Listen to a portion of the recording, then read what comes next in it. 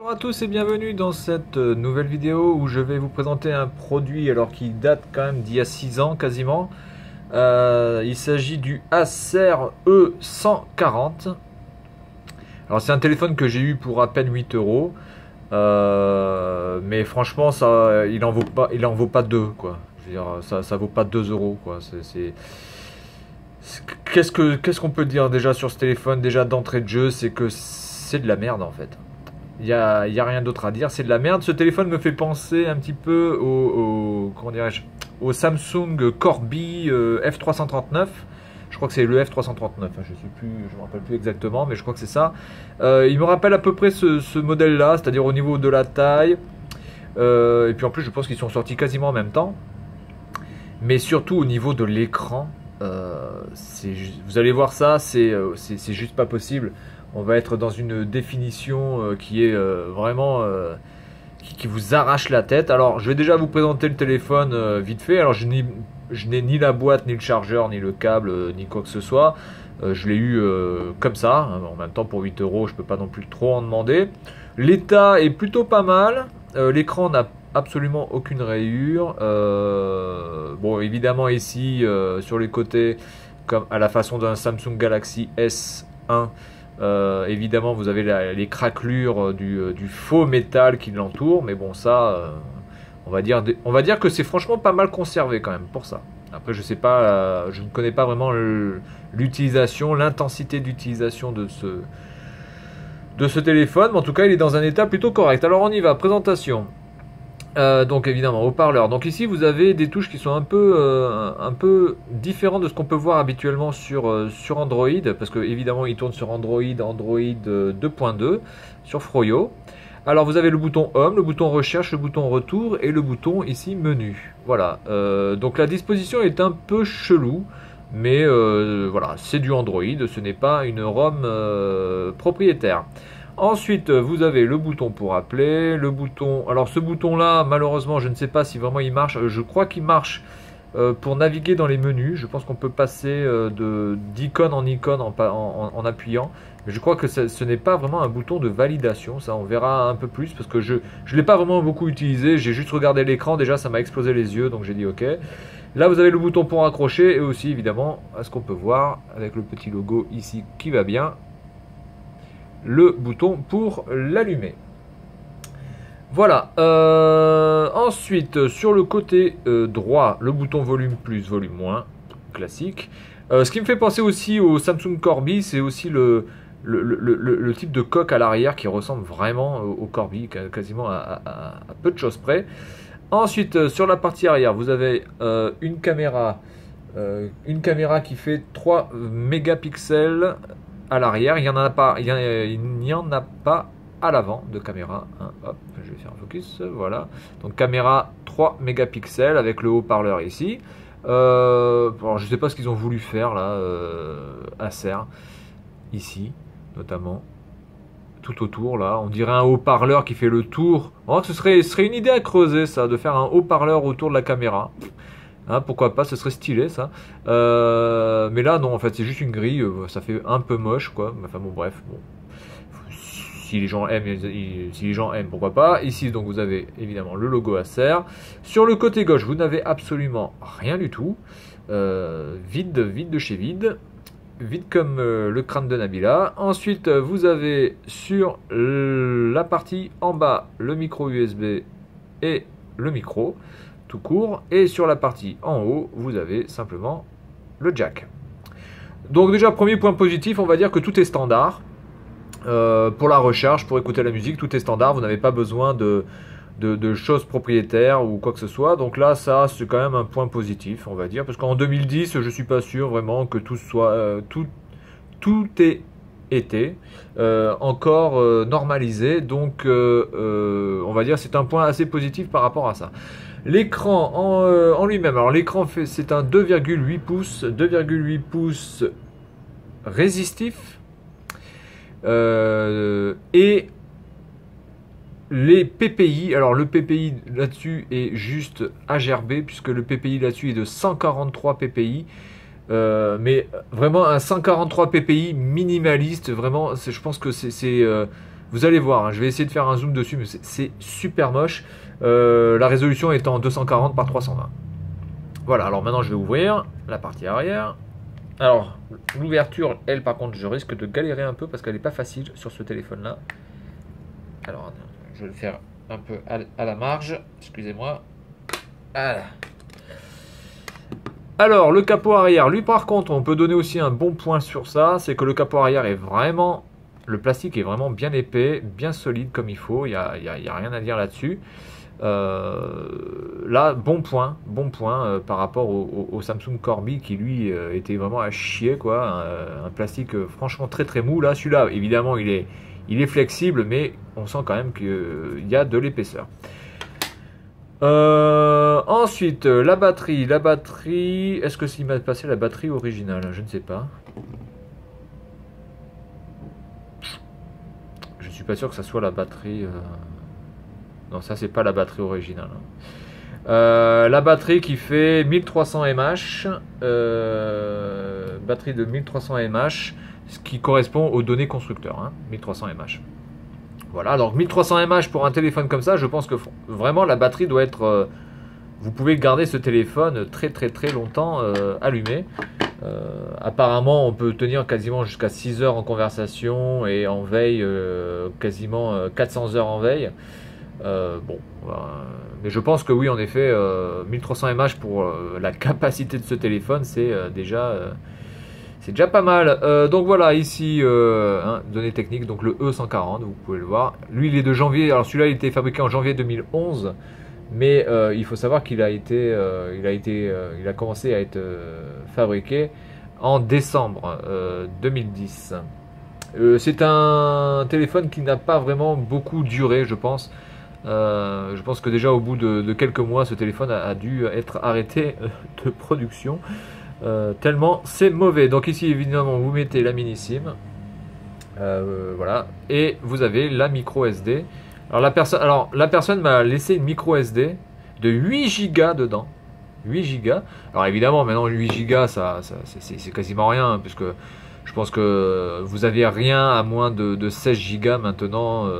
8 Go, c'est complètement ridicule d'acheter ça. Mais je veux dire, la carte SD de 8 Go qui est dessus, alors qui en plus je crois qu'est no name, hein, mais la carte SD de 8 Go qui était dedans, je pense coûte plus cher que le téléphone. Donc voilà, bah, j'ai gagné au moins ça. J'ai perdu 8 €, mais j'ai gagné une carte SD, alors pourquoi pas. J'ai mis dans le mauvais sens. Ouais. Donc voilà, donc ce téléphone est plutôt pas mal dans le sens où tout est normalisé. Il n'y a absolument aucun voilà, il n'y a absolument aucun port propriétaire ou quoi que ce soit, ou des choses qui sont complètement obsolètes. Allez, maintenant on va pas. Alors par contre, le problème c'est que pour l'enclencher, c'est pas facile. Voilà, donc là il est bien enclenché. Allez, on y va, on allume cette merde et puis on y va. Hop.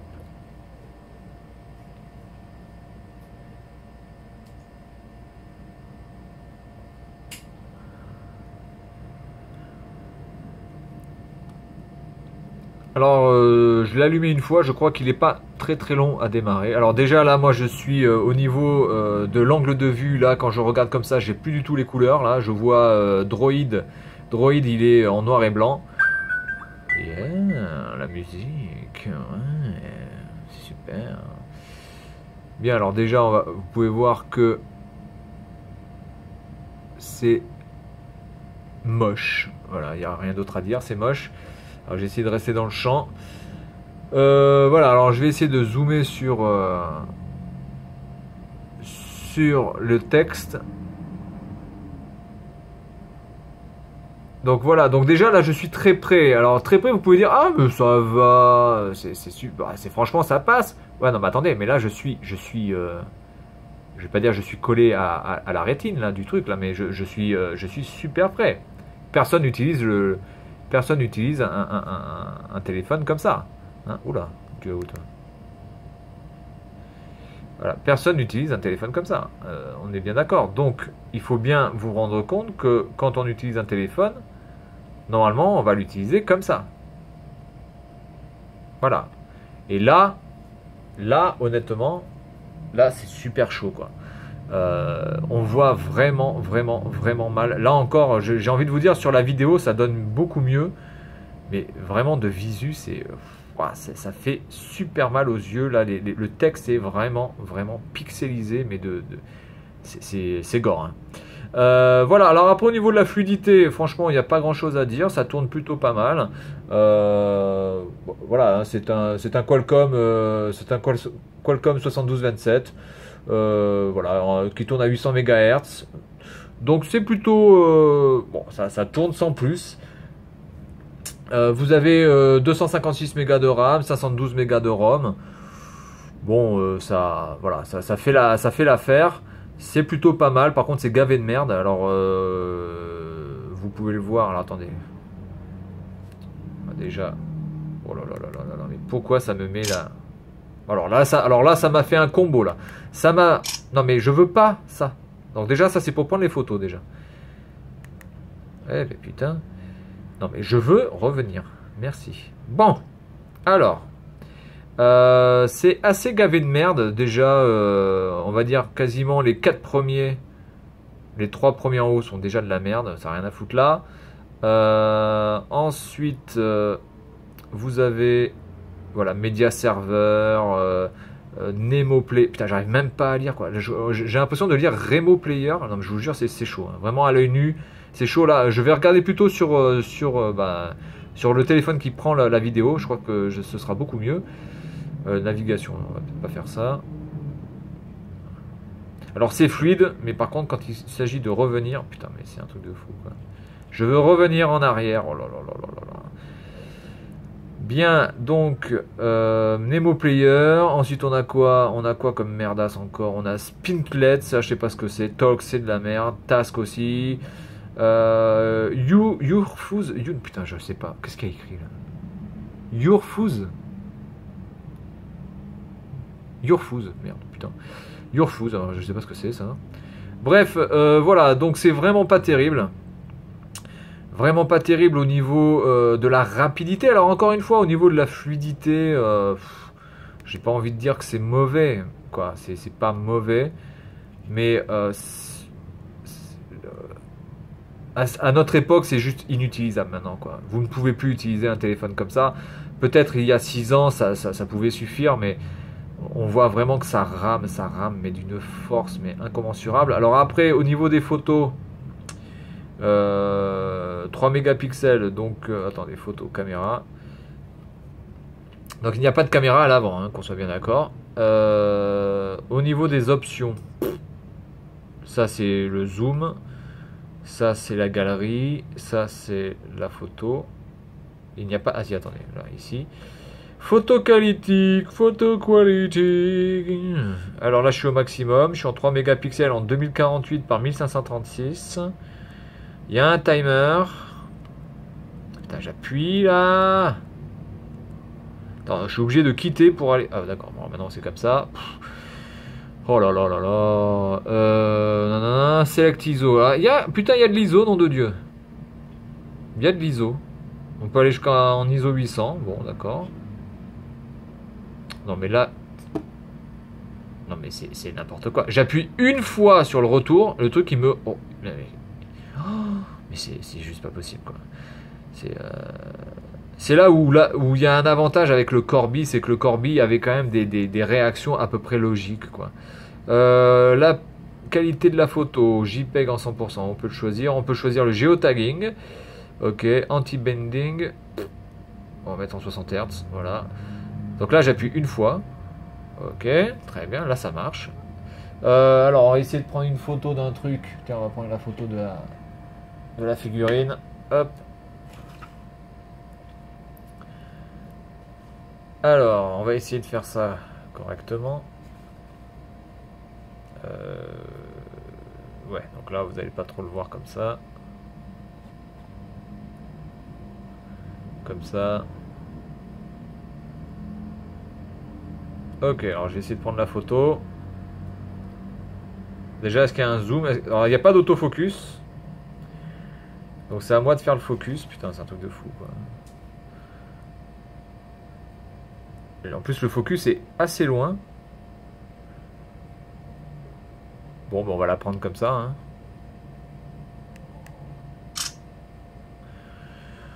Alors là, ok. Alors la réaction est plutôt rapide. Plutôt rapide. Il y a mieux, mais il y a pire. Oh, mais non, c'est pas possible. Ah non, j'ai eu peur là, parce que là, c'était... Je me disais, il y avait le logiciel était en train de traiter la photo. Voilà ce que ça donne. Alors là, sur la vidéo, je pense que ça donne pas trop mal. Hein, c'est du 3 mégapixels, hein, n'oubliez pas. Sans autofocus. Et si je regarde à l'œil nu... Attendez, on peut zoomer là? Ah oui, on peut zoomer. Je peux zoomer. Quand on zoome, ouais, c'est carrément moche. Donc il n'y a que 3 zooms possibles. D'accord. Bon, c'est pas laid. On va dire que ça fait la belle quand vous voulez vraiment prendre une photo juste comme ça pour envoyer par MMS ou quoi que ce soit, mais c'est clairement pas un téléphone qui va prendre des photos que vous allez pouvoir imprimer ou mettre dans votre album photo parce que c'est juste hideux quoi. C'est voilà. Sur le Play, alors le Google Play, lui, il s'est mis à jour parce que j'étais au market, mais il s'est mis à jour que jusqu'en version 4. C'est quelle version ça? Non, voilà, 3.9, voilà. C'est la version 3.9 d'Android et je ne peux pas le mettre dans une autre version, ce qui fait que quand je veux par exemple chercher mon application, il me semble que ça ne trouve rien du tout. Voilà. Pourtant c'est bizarre parce que j'avais coché toutes les cases, alors ça je comprends pas trop. Il n'y a pas vraiment de alors il n'y a pas de surcouche, hein, je crois que c'est vraiment la version stock hein, de settings, voilà. C'est la version stock d'Android Froyo, on peut le voir. About the phone. Alors l'update, ça marche absolument pas. Parce que ça me marque une connerie. Ça me marque que le network signal il est pas stable, alors que bon. Donc je pense que c'est mieux de le faire l'update directement par la carte SD. Et de toute façon, je crois qu'il n'y en a pas, de toute façon, en plus. Parce que là, je suis déjà dans la dernière version. Tiens, ça marche pas, ça, quand on appuie plusieurs fois sur le 2.2, il n'y a pas de... Il n'y a pas un petit truc qui apparaît, bon, dommage. Voilà, Device Information, Acer E140, voilà. Vous avez le CPU, le ROM, la RAM, et exactement les pixels horizontaux et verticaux. Voilà, alors ma note pour ce téléphone, le Wi-Fi, lui, par contre, tourne plutôt pas mal, hein, ça va. Il capte assez bien, c'est juste qu'après, évidemment, le téléphone est assez lent pour afficher les pages, en fait. Hein. Mais au niveau de la connexion, il n'y a pas grand-chose à dire. Ça fonctionne plutôt pas mal. Par contre, ce bouton ne sert à rien, quoi. Il sert qu'à prendre des photos, en fait. Ah, merde. Il ne sert qu'à prendre des photos ou à allumer le téléphone. Attendez. Je crois qu'on peut aussi bouger les icônes. Non, mais je veux revenir. Voilà. Voilà, là, vous voyez, avec le bouton, je peux passer... les pages, c'est un bouton qui a au bas gauche droite. Par contre là je peux plus rien faire, donc c'est complètement con.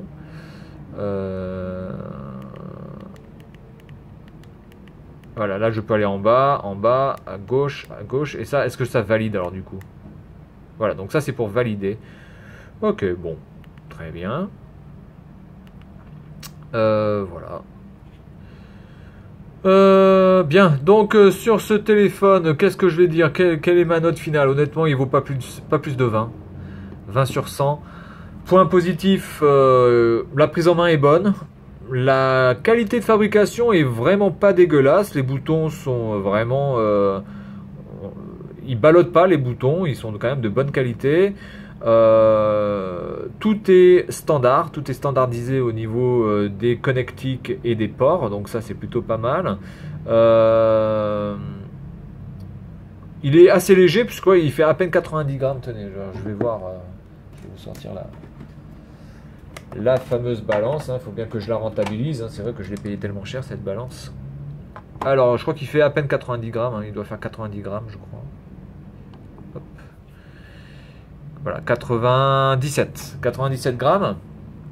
Donc il est assez léger, mais la qualité de fabrication est pas dégueulasse. Voilà, elle est pas dégueulasse. Par contre, après tout ce qui est, par contre, utilisation, alors là, c'est juste pas possible en 2016 d'utiliser un téléphone comme ça. C'est beaucoup trop lent. Ça ne réagit absolument pas logiquement aux manipulations que l'on fait. Ça rame, ça plante. C'est vraiment pas un téléphone qui a dû avoir un succès phénoménal. Alors maintenant, peut-être qu'il existe des ROM custom qui peuvent améliorer l'utilisation de ce téléphone.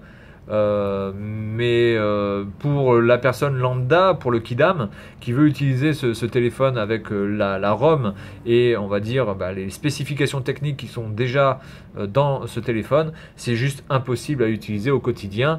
C'est beaucoup trop lent. L'écran tactile n'est pas non plus d'une réactivité exemplaire. Quand on veut des fois scroller en bas ou qu'on veut scroller en haut, eh bien on va valider sur un icône, ce qui fait qu'on va ouvrir un menu qu'on n'a pas forcément envie d'ouvrir. Donc après il faut appuyer sur le retour, on s'énerve, on appuie plusieurs fois sur retour, on revient au menu accueil. Donc voilà, c'est juste pas possible. Donc ce téléphone est une belle bouse. Et voilà, il n'y a rien d'autre à dire. Je pense qu'il vaut guère mieux que le Samsung Corby F339. Voilà, dans ma prochaine vidéo, par contre, je vais présenter un téléphone qui sera beaucoup mieux, que j'ai réussi à avoir pour un prix très intéressant. Et je pense faire un jeu concours pour gagner le téléphone que je présenterai prochainement. Et je vous expliquerai un petit peu les modalités pour pouvoir participer à ce concours. Et donc gagner ce téléphone qui vaut quand même entre 70 et 80 euros encore aujourd'hui, neuf il me semble. Donc voilà, je vous en dirai plus la prochaine fois et je vous dis à la prochaine.